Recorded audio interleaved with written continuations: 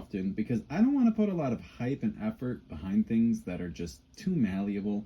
But based on what we've seen in Breath of the Wild and now all this footage from Tears of the Kingdom, I am confident enough in one thing that I have discussed previously, and that is the timeline placement of these two games. Now, I've spent a lot of time living off of my own headcanon that Breath of the Wild's Hyrule is the real Hyrule, while all other Zelda games are just the legends told by its people, filled with accurate plot points, but overall inaccurate details, because that's just how word-of-mouth legends tend to go. However, I am realistic enough to recognize the likelihood of that is extremely low.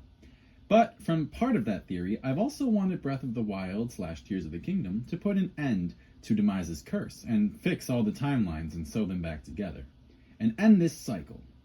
But I also realized that's not exactly plausible. In fact, Demise isn't even why the timeline split. That was Ganondorf and the Princess and Hero's meddling of time. That's what caused it.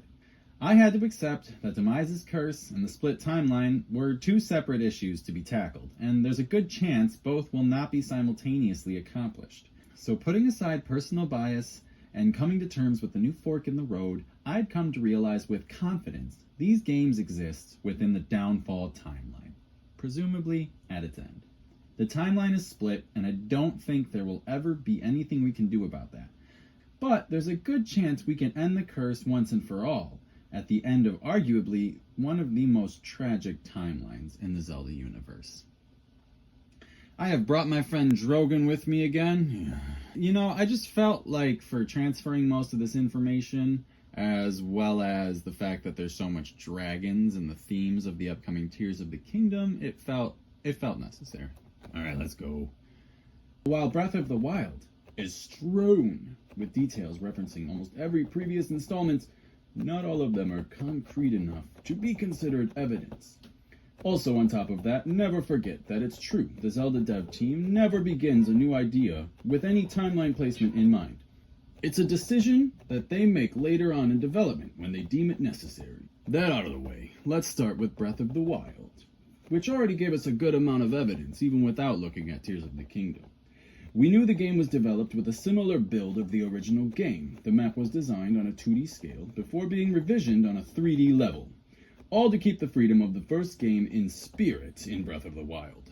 This could just be a neat nod to the franchise's roots, but maybe it developed into something more specific than that. After all, the game is called Breath of the Wild, a play on words that doesn't just represent the airy, natural open setting, but also represents how it's a taste of that original game and that original freedom, which was nothing but open world wilds, which was pretty crazy for the 80s.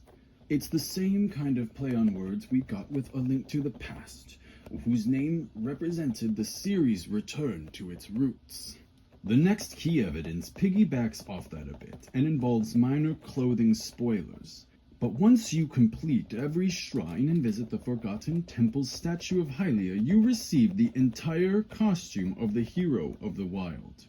It's the only legacy outfit of Link's that is available without needing an amiibo to unlock it, and it is a direct match to Link's original outfit from the NES. This insinuates he was the original hero of the Wild.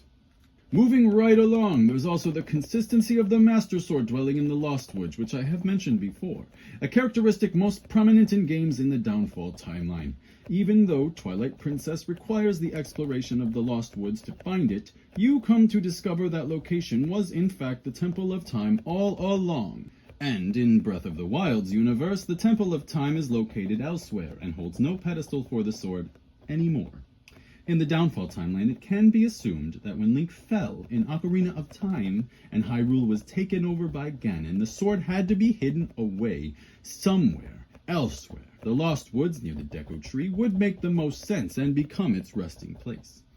During Breath of the Wild, we also discover many enemies like land-scuttling Octoroks and roaming Lynel that have most frequently appeared in installments placed within the Downfall timeline.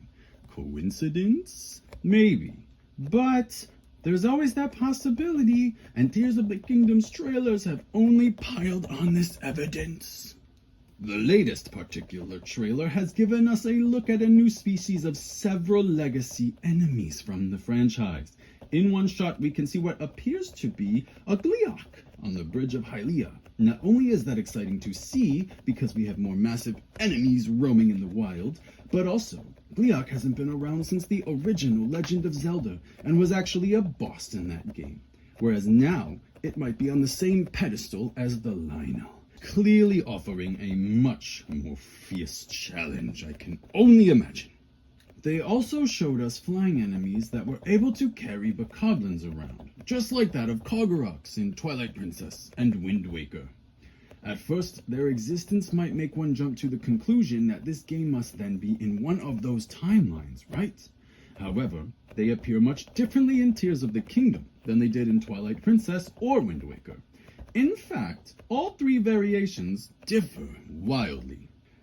This leads me to believe this is how they have evolved, or been made to be by Ganon, in this particular timeline. Also, the Downfall timeline is the only timeline we have yet to see Kogoroks. So if there are indeed Kogoroks, then again, they must be this timeline's variation. Also, in the original Legend of Zelda, there are a lot of dungeons that are underground. You either find caves, holes in the ground, or holes in the wall to enter them. Now, it would appear in Tears of the Kingdom, if there are temples, they are lodged away underground.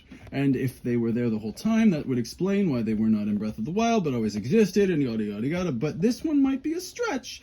But look, with all the dungeons being mostly underground, maybe some in the sky for all we know, that just follows with the consistency of the original Legend of Zelda, of there being more often than not cavernous underground dungeons. I mean, after all, the first trailer opens with the exploration of a deep cave system that offers us a look at the slumbering corpse of the man himself. And he offers evidence of his own. In the initial trailer, we got a glimpse of Ganon wielding the classic trident. Many 2D titles of the Downfall timeline were iconic for the beastly warlock wielding a trident. It makes me wonder.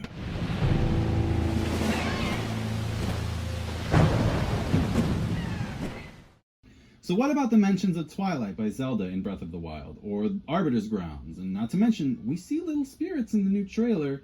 I mean, wouldn't that mean it's in the child timeline? Not necessarily. There's no reason why the Twilight can't exist in every timeline. Same with locations like Arbiter's Grounds. It already feels like the Zonai were the interlopers potentially banished to another realm, and likely would have become the Twilight.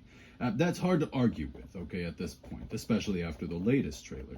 But there's still not enough evidence suggesting that it would have to be this specific timeline for it to be the Twilight, or the Twilight. It is like a multiverse situation, and we might get the Twilight with a twist here. Plus, the spirit flames we see in the latest trailer are tricky. They could be posed, or it could just be a haunted area. We do not have enough context yet, but I could be wrong. However, I am fairly confident Midna will not be returning. As much as many of us would like to see it, she still ages, just like other beings, and exists in a very particular era, so I'm not holding up for that one. Alright, what about the rock salt description, the Rito, the lineback reference, and the location, the Koroks? I mean, wouldn't it be the adult timeline? This one feels even more unlikely for me. The rock salt description means very little when I'm finding rock salt in places like high peaks. Also, the lineback reference is just probably that. A reference. For fun, it just isn't consistent enough. It's not prominent enough of a location or have enough, I don't know, context to it in the game. It's just there. There's a lot of named places that are just there. As for the Koroks, again, they could be in every timeline, especially with how far down the line this era seems to be, and we don't see Kokiri or Picori, so Koroks. The Rito? That could just be Nin trying to add as many races as possible into the game. It's not really worth overthinking. On top of all that, Wind Waker is clearly an end to the Hyrule as we know it, and all games following it are brand new places. Phantom Hourglass has the new lands. There's Spirit Tracks with new Hyrule, which was discovered in a far-off place. And of course, there's Triforce Heroes in Hytopia. All these lands going on to magically develop into a topographical replica of the historic Hyrule from the age of the Hero of Time feels like a stretch. So again, I could be wrong. I just don't think it's down the later end of that timeline. I just don't. Well, then, one more thing. Why couldn't it be a reboot of the timeline? Why couldn't it reboot the franchise? What if it heals everything? And there's bits of all previous games in this game fixing Demise's curse. Well, awesome. That would be cool. But after all this contemplation, I just don't see the timeline as something that needs fixing. It's really never been presented as something that needs fixing. It just kind of exists as a means of explanation, and initially was just there to give more of an impact for Skyward Sword during its, marketing time. As for maybe them rebooting it all to rid themselves of the shackles of the timeline constraints and create a more fluid form of storytelling in the Zelda universe, maybe. But again, they don't decide the next game's direction based on the timeline, and where the game falls comes later in development. I don't think Nin sees the timeline as a hurdle like we do. They don't need to rid themselves of it, because they don't need to stick heavily to it. It's a pretty malleable thing, which is nice. Which is also why I could be incredibly wrong in all of my theorizing.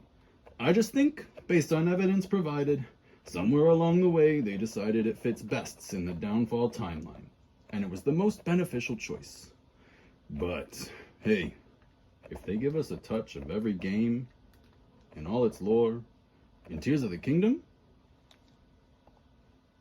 you won't catch me complaining. Because seriously, while Drogon, my logic side, says that is all the most plausible option, my heart still says that this is the one Hyrule, with tons of tales to tell, all just carrying very little accuracy. There are so many armfuls of references and evidence. What's keeping my heart from really holding on to that theory is the Zelda team themselves. I don't think they would be that blunt with all of the franchise's lore. And we just got the Hyrule Warriors games, which is cool, but would Nintendo be that cool twice? The only time a Zelda game has had any real impact on a timeline or been made in coordination with the timeline really was Skyward Sword, and again, that was a lot for marketing. Then again, that game's director is working on Tears of the Kingdom, did work on Breath of the Wild, and while many of the games he has helmed are in the downfall timeline, most of them have actually created most of the impactful lore on the franchise. From Link's outfit lores, like the hat and Minish Cap, to the bird on the Hylian shield, being brought up in Skyward Sword with the Loftwing, that gives plenty of reason to believe this game's gonna be lore heavy and possibly impact lore in other parts of the franchise. The idea that it's gonna reboot the whole franchise in a sense isn't even crazy to think of at this point either. I mean, Zelda has evolved so dramatically when compared to its predecessors, and it has now created such a wide range of options going forward using that new gold standard. So maybe the art of NES Link handing off the Master Sword to Breath of the Wild Link and then finding the costume of the Hero of the Wild isn't necessarily as direct of a reference or meaning it's in the same universe. Maybe it is just straight up metaphorical to this being the new standard, the new way going forward for Zelda.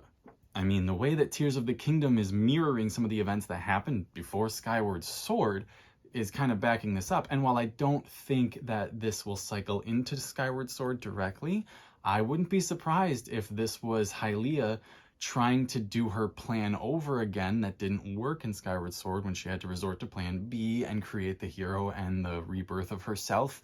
That plan still led to Demise cursing the land even though Link stopped him, so that plan kind of worked, but not entirely. And I could see Hylia still existing from her place beyond time, wanting to give it another go, maybe wants to try again and actually pull it off this time. So if Nintendo does plan to go with this being a cycle that kind of reboots everything, and this kicks off in a way that it should have after the events before Skyward Sword, man, that was a lot of confusing words, I don't think it'll lead directly again into Skyward Sword. I don't think this is a full refresh and it just keeps going in a circle. I do think we will have a fresh start if this is the route the Zelda team chooses to go.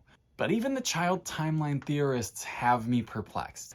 Because let's face it, this could be the Ganondorf from Ocarina of Time, his body, while his spirit was just put into the Dark World and everything, Downfall Timeline. But Ganondorf was reborn in Four Swords Adventure, which is in the child timeline. On top of that, when Zelda does make that quote about the Embers of Twilight, she also references Ocarina of Time and Skyward Sword, which still creates a straight linear path through a timeline. And with the spirit flames and the cave art stylization from the latest trailers, the argument kind of writes itself. But my logic still says there's only one timeline that is almost entirely accessible on the Nintendo Switch. In the Downfall timeline, Ganondorf won. During the Imprisoning War, he had his spirit sealed away to the Dark World, the Sacred Realm, by the 7 sages, or the wise men, or maybe the 7 heroines. However, his physical body was never gotten rid of, was never taken care of. They couldn't without a princess and a hero. And in Breath of the Wild, we essentially defeated his imprisoned form. And now in Tears of the Kingdom, we will actually be having to vanquish the Demon King himself, long down the line of the Era of Decline. I can't wait to find out in May.